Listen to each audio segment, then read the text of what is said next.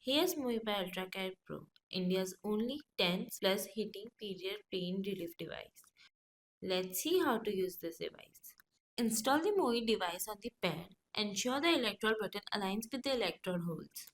Peel off the transparent protective film from the pad and attach to the pain area.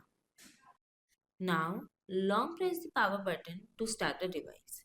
The bottom indicator light will turn green.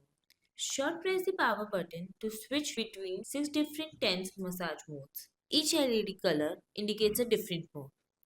Use the plus or minus button to gradually adjust the tense intensity from level 1 to level 20 based on your comfort. Short press the wave button to adjust the heating function in order of low, medium and high.